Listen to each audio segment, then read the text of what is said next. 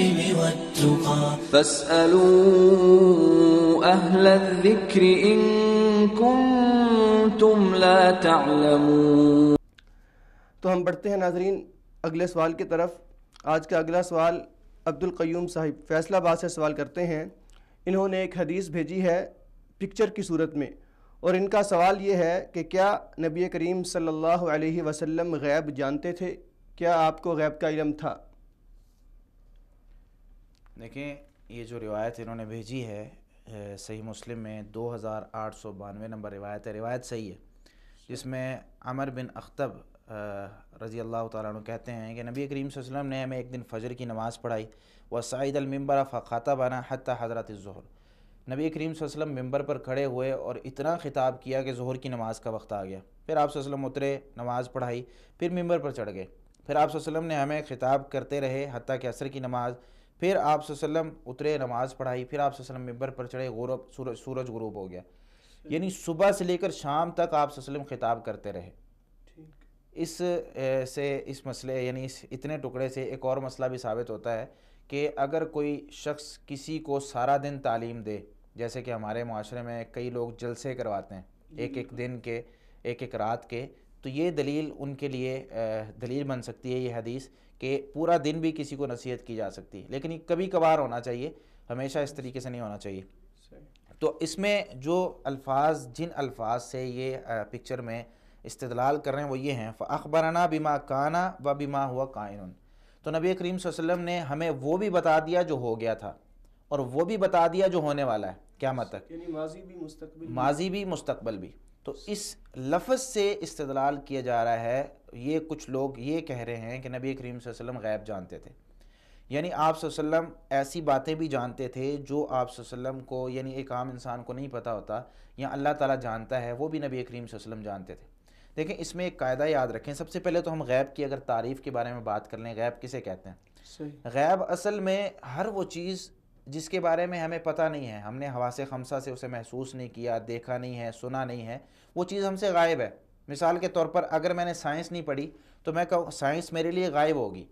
میں اس کے بارے میں نہیں جانتا، لیکن کچھ چیزیں ایسی ہوتی ہیں جن کے بارے میں جان سکتا ہوں، کچھ چیزیں ایسی ہوتی ہیں جن کے بارے میں جان ہی نہیں سکتا۔ مثال کے طور پر اب یہ سائنس ہے، یہ میں پڑھ سکتا ہوں، کہیں اس کی کتاب موجود ہے، کوئی آ کر مجھے بتا سکتا ہے سائنس کے بارے میں کہ یہ چیز سائنس ہے، آپ اس کے بارے میں جانیں، یا کہیں کوئی واقعہ ہوتا ہے، کوئی آ کر مجھے بتاتا ہے، پہلے مجھے نہیں پتا تھا، میرے لحاظ سے وہ غیب تھا، یعنی مجھے نہیں پتا تھا کسی بھی چیز سے میں نے، لیکن کوئی شخص آ کر مجھے بتاتا ہے کہ یہ چیز آپ کو جو ہے میں یہ بات بتانا چاہتا ہوں، جب وہ بات مجھے بتاتا ہے تو مجھے پتہ چل جاتا ہے، اب میرے علم میں آ گئی، اب مجھ سے غیب نہیں رہا۔ تو کچھ چیزیں ایسی ہوتی ہیں جن کے بارے میں ہم جان سکتے ہیں، لیکن کچھ چیزیں ایسی ہیں جس کے بارے میں ہم جان نہیں سکتے۔ یہاں بات ان چیزوں کی ہو رہی ہے کہ جو چیزیں اللہ کے پاس ہیں، جن کا علم اللہ کے پاس ہے، اور ہم ان کے لیے نبی کریم صلی اللہ علیہ وسلم کو کہتے ہیں کہ آپ صلی اللہ علیہ وسلم جانتے تھے۔ نبی کریم صلی اللہ علیہ وسلم کو غیب کا علم اتنا تھا جتنا اللہ نے دے دیا۔ صحیح، اللہ اللہ تعالیٰ نے بتایا قیامت کی نشانیاں، اللہ تعالیٰ نے بتائے پچھلے مستقبل کے انبیاء کے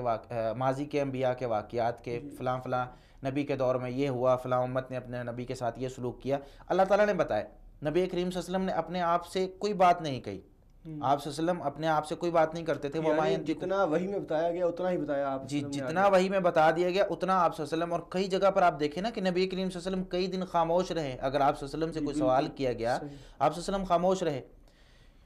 اللہ رب العالمین قرآن کریم میں سورۃ النمل آیت 65 میں ارشاد فرماتے ہیں، قُلْ لَا يَعْلَمُ مَنْ فِي السَّمَاوَاتِ وَالْأَرْضِ الْغَيْبَ إِلَّا اللَّهُ، آپ کہہ دیجئے، آپ صلی اللہ علیہ وسلم کو حکم ہو رہا ہے کہ آپ یہ کہہ دیجئے کہ آسمان و زمین میں جو کچھ بھی ہے اس کا غیب صرف اللہ کو ہے۔ کچھ چیزیں اللہ رب العالمین نے بتا دی، اتنا پتہ ہے، جو نہیں بتایا اس کا ہم یہ نہیں کہہ سکتے کہ نبی کریم صلی اللہ علیہ وسلم کو پتا تھا۔ آپ صلی اللہ علیہ وسلم نے جو بھی بتایا وہ اللہ کے علم سے، یعنی اللہ نے جو علم ان کو دیا تھا کہ بھئی یہ چیز امت کو بتانی ہے، نبی کریم صلی اللہ علیہ وسلم نے بتا دی۔ جو بھی چیز اللہ نے بتلائی آپ صلی اللہ علیہ وسلم کو، آپ صلی اللہ علیہ وسلم نے اپنی طرف سے کوئی بات نہیں کہی۔ اگر آپ صلی اللہ علیہ وسلم غیب جانتے ہوتے تو اللہ تعالیٰ نے یہ آیت نازل کی ہے سورہ اعراف کی آیت نمبر 188، واضح طور پر اس میں ان لوگوں کا رد ہے جو کہتے ہیں نبی کریم صلی اللہ علیہ وسلم غیب جانتے تھے۔ قُلْ لَا أَمْلِكُ لِنَفْسِي نَفْعًا وَلَا ضَرًّا، آپ صلی اللہ علیہ وسلم، اللہ تعالیٰ نے فرمایا آپ کہہ دیجئے کہ میں اپنے لیے نہ نفع کا مالک ہوں نہ نقصان کا مالک ہوں،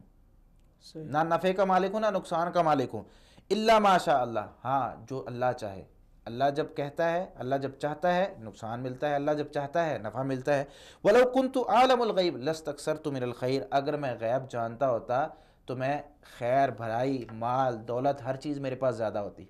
اگر میں غیب جانتا ہوتا تو غزوہ احد میں میرے دانت شہید نہ ہوتے، اگر میں غیب جانتا ہوتا میرے چچا شہید نہ ہوتے، مجھے پتا ہوتا نا کہ شہید ہونا ہے تو میں ان کو بچا لیتا۔ نبی کریم صلی اللہ علیہ وسلم نے کتنے آنسو بہائے تھے۔ اگر نبی کریم صلی اللہ علیہ وسلم غیب جانتے ہوتے نا تو عائشہ رضی اللہ تعالیٰ عنہ پر جب تہمت لگی تھی تو نبی کریم صلی اللہ علیہ وسلم کو سچ پتا ہوتا، نبی کریم صلی اللہ علیہ وسلم بتا دیتے، پریشان نہ ہوتے۔ اگر نبی کریم صلی اللہ علیہ وسلم کو غیب کا علم ہوتا تو نبی کریم صلی اللہ علیہ وسلم کے وہ جو 70 قراء جو نبی کریم صلی اللہ علیہ وسلم نے دعوت کے لیے بھیجے تھے وہ شہید نہ ہوتے۔ وہ علماء تھے نبی کریم صلی اللہ علیہ وسلم کے دور میں، علماء تھے، اور وہ نبی کریم صلی اللہ علیہ وسلم، صحیح بخاری میں یہ روایت موجود ہے 1002 نمبر، کہ نبی کریم صلی اللہ علیہ وسلم نے 70 لوگوں کو، پھر آپ صلی اللہ علیہ وسلم ایک مہینے تک بد دعا کرتے رہے ان لوگوں پر جن لوگوں نے ان 70 قراء کو، 70 علماء کو شہید کیا تھا۔ اگر نبی کریم صلی اللہ علیہ وسلم غیب جانتے ہوتے تو نبی کریم صلی اللہ علیہ وسلم کو ایک یہودیہ عورت نے زہر والی بکری کھلائی تھی۔ بالکل آپ کو پتہ ہے خودکشی کرنا حرام ہے، اور نبی کریم صلی اللہ علیہ وسلم جو ہے وہ زہر والی بکری کھا رہے ہیں، اس کا کیا مطلب ہے کہ نعوذ باللہ نبی کریم صلی اللہ علیہ وسلم خودکشی کرنے جا رہے ہیں؟ نبی کریم صلی اللہ علیہ وسلم کو پتہ نہیں تھا، آپ صلی اللہ علیہ وسلم نے کھایا، اللہ نے بچا لیا۔ نبی کریم صلی اللہ علیہ وسلم کو معجزہ تھا، لیکن آخری عمر میں آپ صلی اللہ علیہ وسلم یہی فرما رہے تھے کہ وہ اس کا زہر، اس بکری کا زہر آج میں اپنے گلے میں محسوس کر رہا ہوں۔ نبی کریم صلی اللہ علیہ وسلم اگر غیب جانتے ہوتے تو نبی کریم صلی اللہ علیہ وسلم روح کے بارے میں بتا دیتے۔ جب یہودیوں نے سوال کیا تھا کہ روح کسے کہتے ہیں، آپ صلی اللہ علیہ وسلم کتنے دن خاموش رہے؟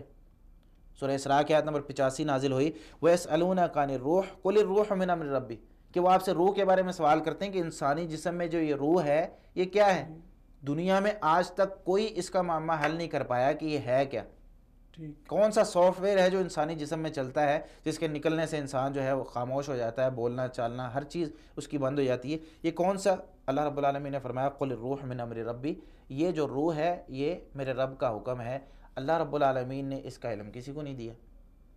تو ہم یہ کہیں کہ نبی کریم صلی اللہ علیہ وسلم غیب جانتے تھے تو یہ سارے دلائل ہمیں بتاتے ہیں کہ جتنا اللہ نے بتا دیا اتنا آپ صلی اللہ علیہ وسلم نے بتا دیا۔ دجال آئے گا، عیسیٰ علیہ السلام آئیں گے، قیامت کس طریقے سے آئے گی، جو نشانیاں جنت جہنم کے جو تذکرے ہیں آپ صلی اللہ علیہ وسلم نے جو اللہ نے بتایا وہ بتا دیا۔ باقی واقعات بھی اگر ساتھ ملائیں تو یہ مفہوم نکلتا ہے کہ جتنا اللہ رب العالمین نے نبی کریم صلی اللہ علیہ وسلم کو بتایا اتنا نبی کریم صلی اللہ علیہ وسلم نے عوام الناس کو بتایا، اور جو اللہ رب العالمین نے چھپا کر رکھا اس کے بارے میں کوئی کچھ نہیں بتا سکتا۔ واللہ تعالی عالم بالصواب۔ فاسألوا أهل الذكر إن